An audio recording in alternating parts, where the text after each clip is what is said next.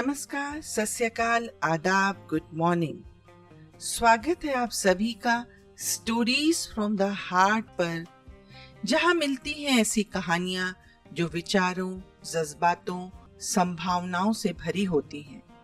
सुनिए मेरी लिखी कहानी मजदूरी बनाम मजबूरी।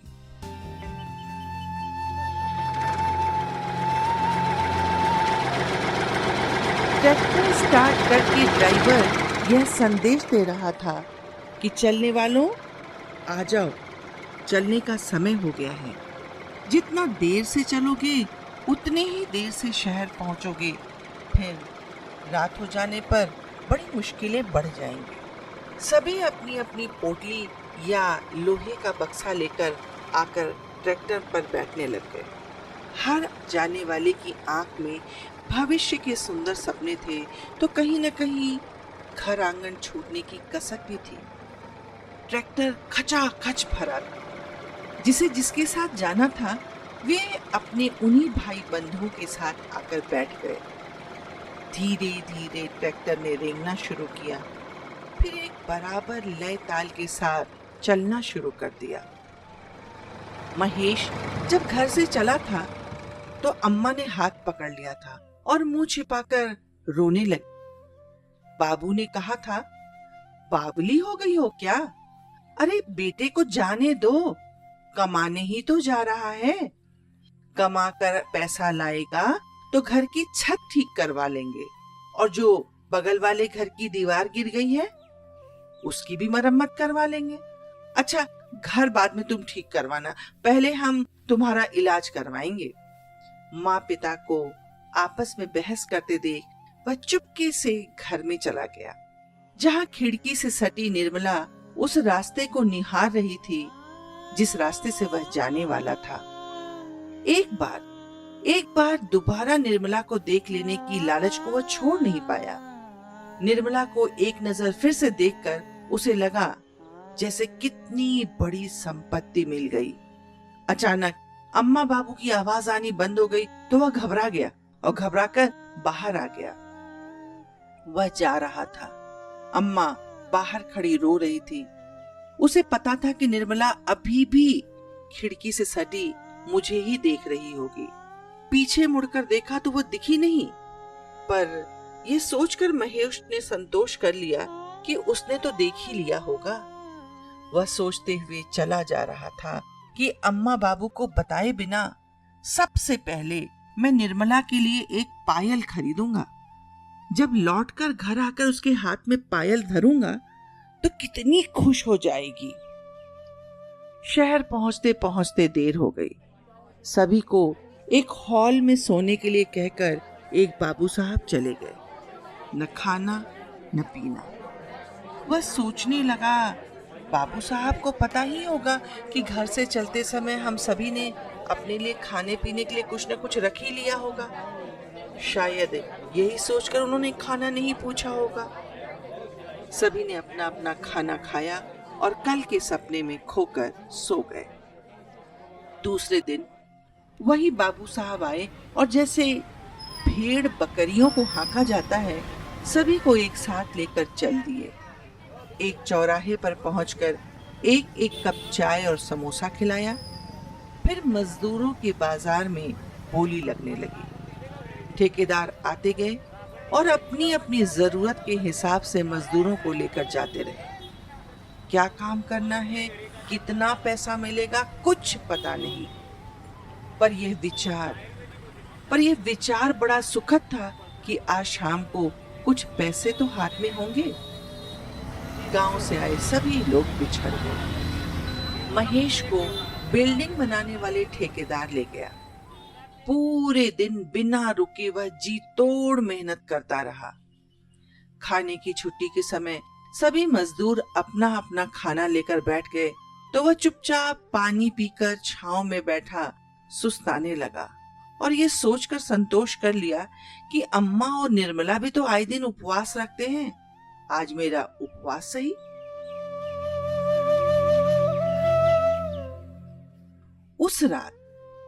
उस रात उसे ऐसा लगा जैसे वह सबसे अमीर इंसान बन गया।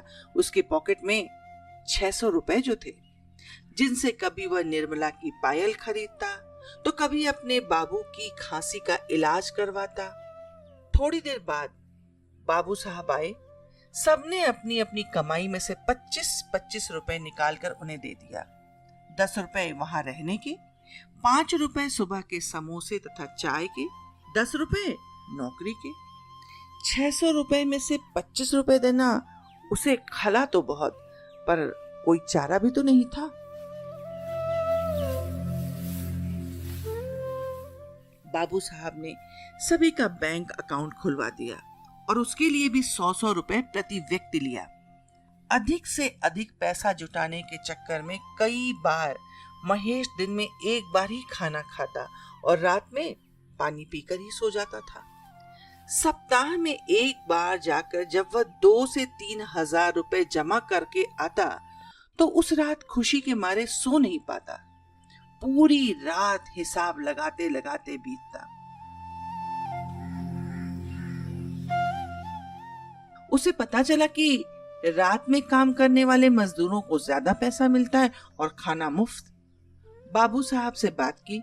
उन्होंने समझाया कि इस तरह दिन रात काम करने से बीमार पड़ जाओगे, पर वह नहीं माना। सोचने लगा, कौन मुझे यहाँ जिंदगी भर रहना है? बस थोड़े दिन कमाकर गांव जाऊंगा और वहीं किराने की दुकान खोल लूंगा। एक मोबाइल, एक नहीं 2 मोबाइल भी खरीदना है। एक घर पर दे आऊंगा ताकि जब चाहूं तब अम्मा बाबू और निर्मला से बात कर लूं। लगभग 2 वर्ष काम करते करते बीत गए। कई बार महेश को रोटी के साथ सब्जी नसीब नहीं होती थी। दिन रात काम करने व पैसा कमाने के चक्कर में उसे खाना बनाने का समय ही नहीं मिलता।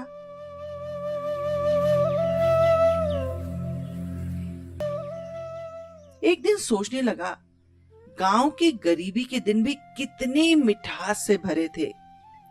कई बार घर में इतना पैसा भी नहीं होता था कि बाबू सब्जी खरीद कर ला सकें।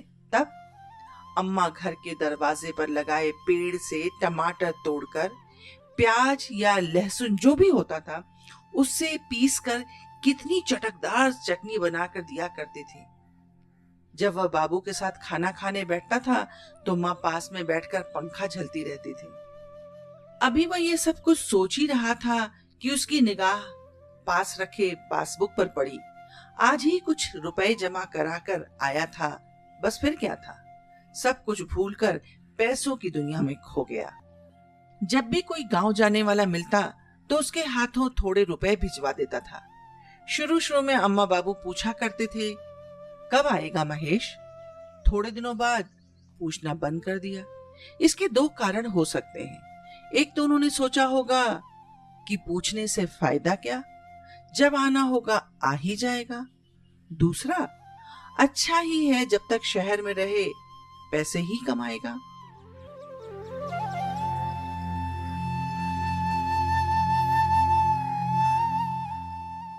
तीन साल बाद अपने माँ बाप से दूर रहकर, अपनी निर्मला से दूर रहकर गांव आने का मन उसने बना ही लिया।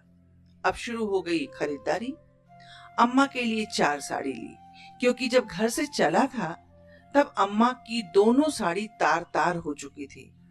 बाबू के लिए 2 जोड़ कपड़े खरीदे, पैरों के लिए चप्पल, बिछाने के लिए 2 चादर, 2 दरी, कुछ टॉनिक, अपने लिए कपड़ा, निर्मला के लिए साड़ी, पायल और 2 मोबाइल फोन। खरीदारी करते करते सारे पैसे पंख लगाकर हाथों से उड़ते जा रहे थे। घर पहुंचने पर उसका ऐसे स्वागत हुआ मानो जंग जीत कर आया हो। हाँ, जंग ही तो वो लड़ रहा था। गरीबी किसी जंग से कम नहीं होती। सामान पाकर अम्मा तो मानो निहाल हो गई। बाबू ने भी बरसों बाद नया कपड़ा शरीर पर डाला था, वरना लोगों के दिए पुराने कपड़े से ही जीवन बीतता जा रहा था। निर्मला जब पायल पहनकर छमकाती हुई गर्व से कमरे तथा घर से निकली तो और औरतों के दिल पर सांप लौटने लगा। और अम्मा बोली तो कुछ नहीं, पर सारी खरीदारी में एक पायल ही उन्हें फिजूल खर्ची लगी। महेश घर वालों की खुशी में अपने सारे कष्ट भूल गया। दोनों जून रोटी सब्जी बनने लगी। बाबू ने अम्मा को हिदायत दे दी थी कि जब तक महेश घर पर है, घर में अच्छा खाना ही बनेगा। जब तक मतलब?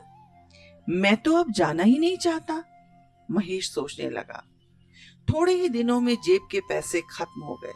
बाबू कहते तो कुछ नहीं थे, पर आंखों ही आंखों में टटोलते रहते थे कि कब जाओगे। अम्मा बातों ही बातों में कह देती थी, बेटा जब इस बार आना तो घर की मरम्मत जरूर करवा देना। मतलब साफ था कि जाना जरूरी था। एक दिन निर्मला ने भी बातों ही बातों में कह दिया, सुनिए, थोड़ा रुपया हमने बचाया है, थोड़ा आप बचा लीजिएगा। इस बार कानों के लिए सोने की बाली बनवाऊंगी। महेश को सब कुछ साफ साफ नजर आने लगा था। घर की जरूरतें उसे चीख चीख कर बता रही थी कि मजदूरी ही उसकी नियति बन चुकी है। काम करने से वह अभी भी नहीं घबराता था, पर शहर, अपने घर वालों से दूर जाकर अकेले जीवन बिताना कितना कठिन होता है, ये शायद वह न घर वालों को समझा पा रहा था, न ही घर वाले समझने के लिए तैयार थे।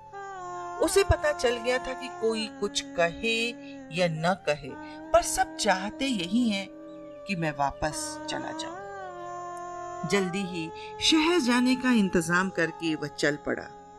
उस राह पर जहां न जाना चाहते हुए भी जाना उसकी बेबसी बन गई थी। जब इस बार घर से चला तो अम्मा रोने की जगह खुश थी। बाबू गर्व से कंधे पर हाथ रखकर बोले, बेटा अपना ख्याल रखना। निर्मला भी खिड़की से सटकर पर्दे के पीछे आंखों में आंसू भरकर देखने की जगह अपने सोने की बाली के सपने सजाती हुई काम में व्यस्त रही। वह ट्रैक्टर पर बैठ गया। घर पीछे छूटा, गांव और फिर गांव की सीमा। महेश चुपचाप मजदूरी को अपनी नियति मानकर चला जा रहा था। धन्यवाद।